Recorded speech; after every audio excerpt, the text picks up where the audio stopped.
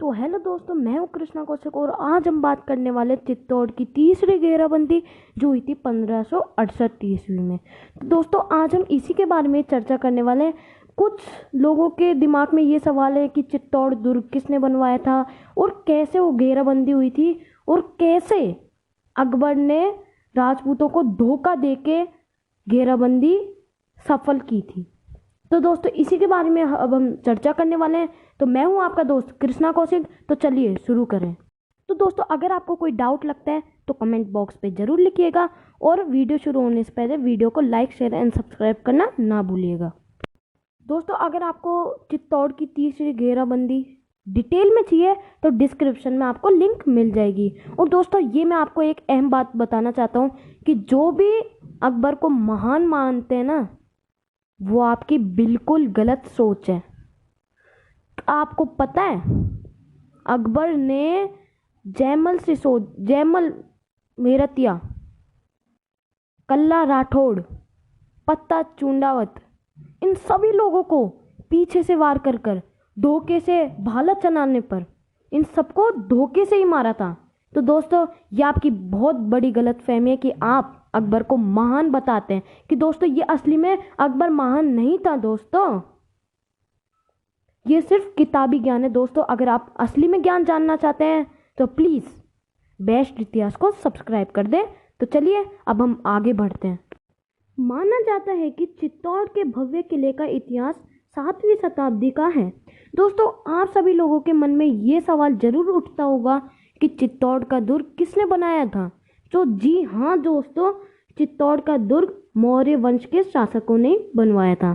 तो दोस्तों ये आपकी गलतफहमी हो गई दूर। कहा जाता है कि चित्तौड़ दुर्ग के रूप में यह मौर्य वंश के चित्रांगदा मौर्य वंश जो भी उस समय स्थापित था मेवाड़ में, उनका सबसे आखिरी राजा था चित्रांगदा द्वारा उठाया गया था और फिर 9वीं शताब्दी में प्रतिहारों के हाथ में चला गया था। तो दोस्तों प्रतिहार कौन थे? वो राजस्थान और गुजरात के बॉर्डर में जो भी बहुत बड़े बड़े शासक होते थे उनको प्रतिहारी माना जाता था। सत्ता की इस सीट के बाद के मालिकों में परामर्श 10वीं से 11वीं शताब्दी और सोलंकी शामिल थे। इससे पहले कि यह मेवाड़ के गुहिलोत या सिसोदिया के हाथों में गिर गया। किला अभी भी 152 मीटर की पहाड़ी के ऊपर स्थित है और इसमें 700 एकड़ यानी 2.8 किमी का क्षेत्र शामिल है। इसमें गोमुख कुंड सहित कई प्रवेश द्वार हैं और तालाब भी, जो पानी के बारहमासी भूमिगत स्रोत द्वारा आपूर्ति की जाती है। भारी रूप से गढ़ चित्तौड़ को 1303 में दिल्ली सल्तनत के अलाउद्दीन खिलजी द्वारा बर्खास्त किए जाने तक अजेय माना जाता था। दोस्तों चित्तौड़ को यूं ही नहीं था, वो बड़ी मुश्किल से उसे बर्खास्त किया जाता था। इसे गुजरात सल्तनत के बहादुर शाह द्वारा कुछ शताब्दियों बाद फिर से बर्खास्त किया गया था। दोस्तों अब मैं आपको बता देता हूँ घेराबंदी के कुछ साल पहले का हाल। स्थानीय शासक जैसे कि आमेर के राजा, आमेर यानी वर्तमान जगह जयपुर, आमेर के राजा भारमल 1562 में पहले ही अकबर की अधीनता स्वीकार कर चुके थे। हालांकि राजपूत राज्यों के सबसे शक्तिशाली और प्रमुख मेवाड़ पर विजय प्राप्त करना अभी बाकी था, जबकि उदय सिंह मेवाड़ के राणा मुगल अधीनता को स्वीकार करने और श्रद्धांजलि देने के लिए खुले थे। अबू फजल के अनुसार अकबर की आज्ञाकारिता ने अपना सिर नीचा करने के लिए तैयार नहीं थे। अबुल फजल के अनुसार उनके पूर्वजों में से कोई भी नहीं झुका था और जमीन को चूमा नहीं था। इसके अलावा राणा ने कभी अकबर को भी तब परेशान किया था जब उसने पहले मालवा के बाज बहादुर और बाद में संभल के मिर्जाओं को शरण दी थी। दोस्तों जितने भी मेवाड़ राजा थे उनकी अभी मैं एक बात बता देता हूँ आपको। हम किसी को छेड़ते नहीं हैं, हम किसी को छेड़ते नहीं हैं। अगर किसी ने हमें छेड़ा तो हम उसे छोड़ते भी नहीं हैं। अगर दोस्तों ये बात आपको अगर अच्छी लगे हो तो प्लीज़ कमेंट बॉक्स में ज़रूर लिखिएगा। तो दोस्तों आगे बढ़ते हैं। घेराबंदी से पहले आसफ खान और वजीर खान के नेतृत्व में मुगलों ने मांडलगढ़ पर हमला किया और विजय प्राप्त की, जहां रावत बलवी सोलंकी को हराया गया था। दोस्तों अब वो तारीख आ ही गई जब मुगलों ने चित्तौड़ पर अपना पड़ाव डाला। 1567 की बात थी और 20 अक्टूबर को उन्होंने चित्तौड़ के किले के पास पड़ाव डाला। महाराणा उदय सिंह द्वितीय चित्तौड़गढ़ के किले से पहले ही निकल चुके थे और जयमल और पत्ता की कमान में 8000 सैनिकों और 1000 मुश्तकों को पीछे छोड़ते हुए वनों की गहराई में छिप गए थे।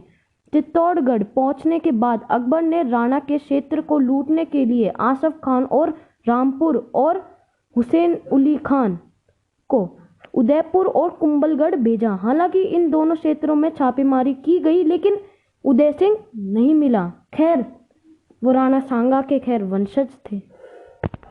दोस्तों घेराबंदी शुरू होने से पहले अकबर के बारे में मैं एक बात कहता हूँ आपको।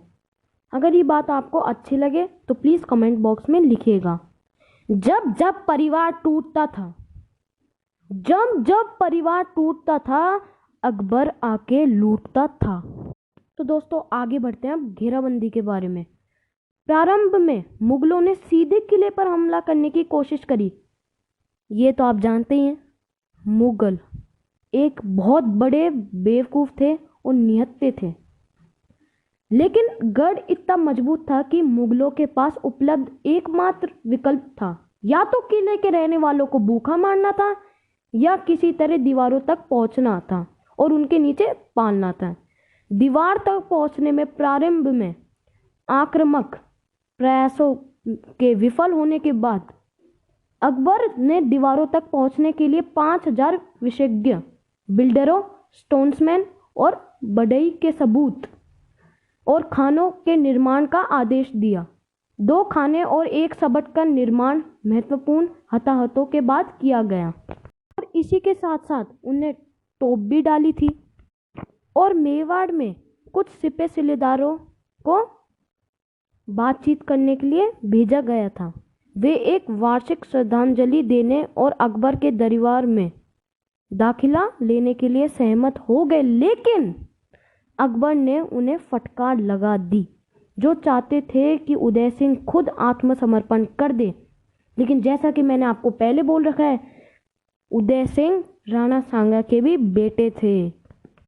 घेराबंदी शुरू होने के 8 दिन बाद शाही सैपर आखिरकार चित्तौड़ की दीवारों पर पहुंच ही गई।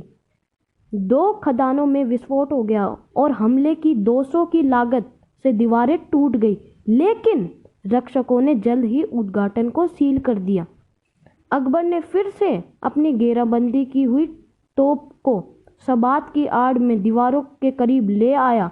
अंतिम में 22 फरवरी 1568 की रात को मुगलों ने एक साथ कई स्थानों पर दीवारों को तोड़ने के लिए 7 समन्वय स्थापित करने की शुरुआत की। दोस्तों अब हम बात कर लेते हैं सेना नायक शक्ति और मृत्यु एवं हानि के बारे में। दोस्तों सेना नायक अब हम बात करते हैं अकबर की तरफ से। अकबर, तोदरमल, भगवंत दास, अब्दुल मजीद आसफ खान, वजीर खान, मीर कासिम, हुसैन कुली खान और इत्माद खान, ये थे अकबर की तरफ से। अब मेवाड़ की तरफ से बात करते हैं। जयमल मेरतिया, पत्ता सिसोदिया, ईश्वर दास चौहान, सांडा दोदिया, साहिब खान राठौड़ और पठान इस्माइल खान। अब हम दोनों तरफ की शक्ति एवं क्षमता के बारे में बात कर लेते हैं। मेवाड़ की तरफ से 8000 आदमी और मुगलों की तरफ से 60,000 की सेना। मृत्यु एवं हानि 8000 सैनिक थे, वो तो आपको पता ही है, और उनके 60,000 और मतलब कुल मिला के हानि हुई थी इस युद्ध में 48,000, जिनमें से 8,000 चित्तौड़ की तरफ से लड़ने वाले थे और अकेले 8,000 ने 40,000 मुगलों को मूली गाजर के तहत काट दिया। और दोस्तों साथ ही साथ ये जो था ना अकबर, उसने 30 से 35 नागरिक की हत्या करवाई थी। मेवाड़ के भोली भाली जनता का कत्ल करवाया था इसने।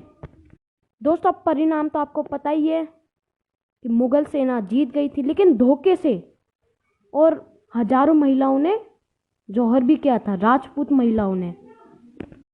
दोस्तों मेरा सच सच नमन है पत्ता चूंडावत, जयमल मेरतिया, ईश्वर दास चौहान और बाकी जितने भी वीर शहीद हुए थे मेवाड़ की तरफ से, उन सबको मेरी तरफ से शत शत नमन। तो दोस्तों आज के लिए बस इतना ही। जय सिया राम।